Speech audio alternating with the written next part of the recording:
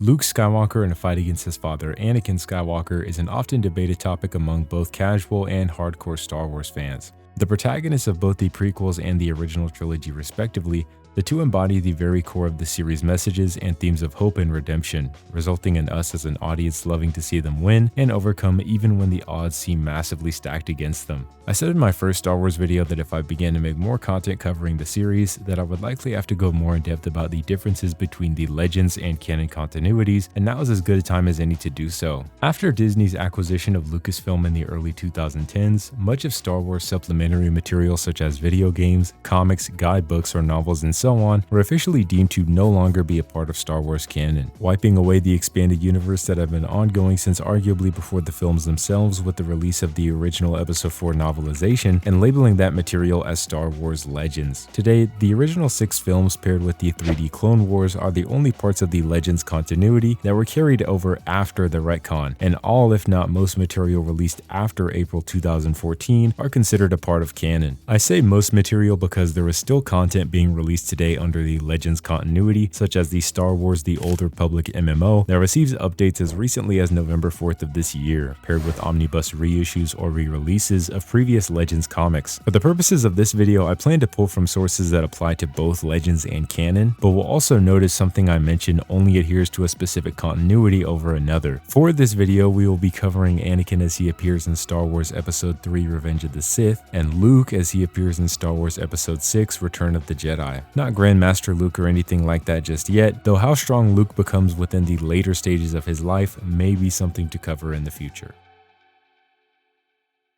Over the course of the prequel era, and especially as we reach its climax in Episode 3, Anakin Skywalker has made quite the reputation as one of, if not the most powerful Jedi of his time, most noteworthy due to many factors such as his age, and in spite of the fact he is already described to be the strongest, fastest, and the best there ever has been, he still has a long way to go and is only getting better. In spite of this great power, and as Anakin's late introduction into the Order once hinted, the Chosen One lacks a key authority over his emotions that leads to not only poor decision making, but being unable to make the most of his power as well. Despite his flaws, he was still hailed as a hero over the course of the Clone Wars and was still developing even as his time as a Jedi was cut short.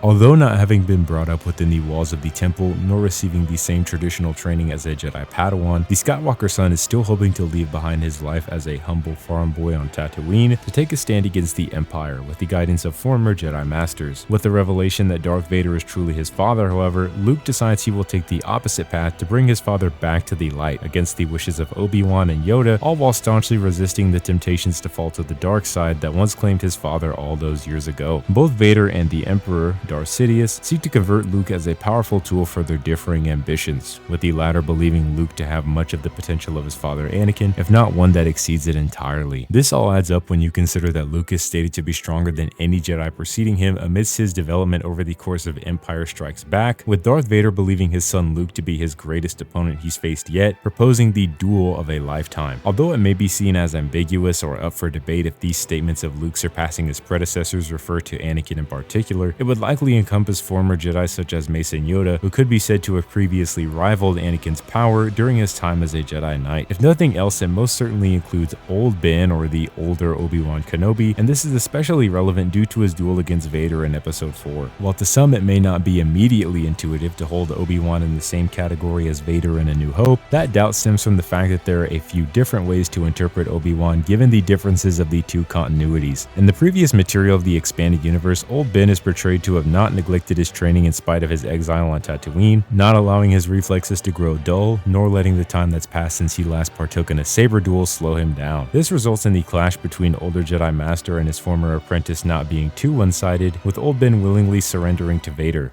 albeit after he gasses out and runs out of stamina to continue the fight. This is in contrast to Old Ben as he is depicted in Disney canon, where following the conclusion of the Clone Wars and the subsequent duel on Mustafar, Obi-Wan is instead shown to more so let himself go as the years pass him by, instead fully trusting Luke to one day grow to a level to stand against his father. Examples like this demonstrate why it can be fairly important to establish which of the two canons we draw from when having these sorts of discussions, as some concepts are completely absent or certain characters can have completely different statements in lore depending on the continuity. The inhibitor chips introduced in canon and placed within clone troopers to ensure the success of Order 66 may come to mind, with Legends seeing the clones fulfill the command as a result of their conditioning, and a few troopers choosing rather to disobey, not attacking their Jedi comrades. Another prime example of this originates from episode 2, with Yoda and Dooku declared to have met a stalemate matching one another in their encounter in Legends. Excerpts from Canon, however, reject this by stating Yoda easily defeated the Count with a power that greatly exceeds his. Regardless, and like old Ben, something else more so up to interpretation is if you believe Vader as he appears in the original trilogy is stronger than Nightfall Vader or Anakin at his peak in Revenge of the Sith. There's been much contention surrounding this topic in the past for many years. Lucas has stated on many occasions that Darth Vader now lives in the shadow of everything he was and could have been, the power he possesses existing as a mere fraction of the Emperor's. With the Legends Rise of Darth Vader novel showing us the newly crowned Sith Lord not only having to repair his body, but repair his connection to the Force as well. Canon material takes the opposite approach by proclaiming that Vader hits new peaks after Revenge of the Sith, severing all ties from his past in order to become the ultimate instrument of the dark side, a Sith Lord at his prime with power that rivals that of the Emperor's. It may seem odd for Vader as he's seen in the Legends continuity to be weaker than Anakin, since there is admittedly some expanded universe material that can seem contradictory against other statements or those made by Lucas in the past, rejecting the hindrances of Anakin's injuries to instead say as time has passed, he has grown stronger than he was during the duel on Mustafar. There are some ways to make sense of it, such as Anakin's lack of control and regulation of his emotions greatly impeding his abilities, already possessing power equal to Grandmaster Yoda as early as his Padawan days in episode 2, yet lacking the wisdom and experience to make the most of it. An example of how this lack of control can be a massive nerf is present in the Revenge of the Sith novelization, when Anakin focuses himself and regulates his emotions after being taunted by Dooku for not harnessing their power. This is in contrast to their duel in Attack of the Clones, where the lack of this composure causes him to lose his arm and now serves as a reminder of this recklessness over the course of the following war. Vader in his suit by comparison may be in a crippled and weaker body than Anakin, but his additional lifetime of training, meditation, and just overall more experience allows him to take full advantage of what he has left, something he struggled to fully grasp during his days as a Jedi Knight. Vader is then described to be more in tune with the dark side of the Force under the Emperor's tutelage, possessing a more matured power than he did on Mustafar in the A New Hope novelization. Admittedly, the use of these novelizations published under Legends can be contentious in canon, but senior creative executive and member of Lucasfilm Story Group Matt Martin has said in the past that the novelizations do align with canon where they are directly adapting what's on screen in the films, though other portions of the books where details are added to flesh out certain story beats may be more so up in the air. All this to say that in the newly established Disney canon, original trilogy Vader is clearly stronger than he was during Operation Nightfall. Legend sees Vader's body as more than likely weaker than Anakin's, but his decades more experience and control than he ever had as Anakin may make him stronger. This is imperative to establish, as in conjunction with how you view old Ben, another major point of contention in this debate and perhaps its deciding factor is how Luke performs against his father over the course of episodes 5 and 6. Luke does best his father when giving in to his anger, however it could be said that Luke still doesn't exactly scale directly to Darth Vader by the time all is said and done in episode 6,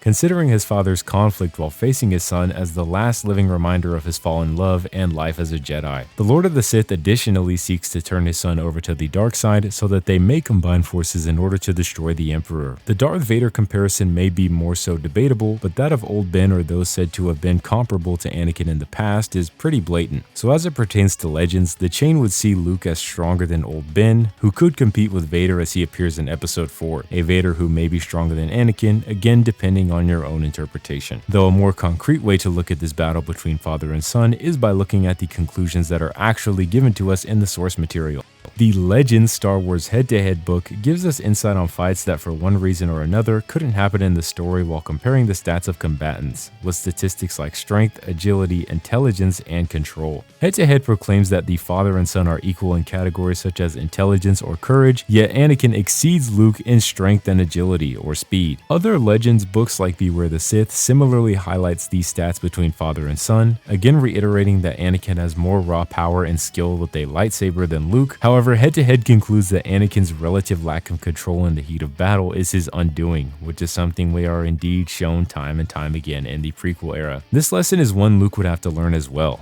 as his own late arrival to the Jedi Order, like his father before him, results in the absence of their emotional conditioning, headstrong impatience then leading him to Cloud City for his father to deal Luke the same hand once dealt to him. This conclusion also meshes well paired with the aforementioned argument where Vader's power is now a shadow of Anakin's with his crippled body, but his carefully honed mastery and command over that power make him stronger, with Luke then being stated to be a match for this Vader in terms of force power and skill with a lightsaber. In canon, it's pretty clear Vader has surpassed all that he was once capable of to continuously evolve up until the events of episode 4. However, in Legends continuity, it's still heavily subjective and debatable, all depending on if you think the older Obi-Wan Kenobi is stronger than he was as a younger man, Luke scaling above him, and how Vader compares to his older self to bring it all together, or if Luke could ever truly hold a candle to his father in the first place, though in all likelihood the topic concludes with Anakin being stronger, but Luke being a better fighter. Star Wars has had many different writers with many different, even opposing takes on these characters, and as a result there are likewise many different ways to perceive the lore around them, using sources from all across the franchise's almost 50-year history. Anyway, thank you for watching another one of my videos, and if you have time, be sure to check out the other Star Wars content on the channel, or really anything that may catch your eye. Subscribe for free to be notified about what I get up to in the future, such as when I upload or stream. Like this video to support both the channel and myself, as well as let me know that this is the type of content you want to see. Comment down below if I missed anything, or with any suggestions you may have for the future. Thank you all for watching, and have a great rest of your day.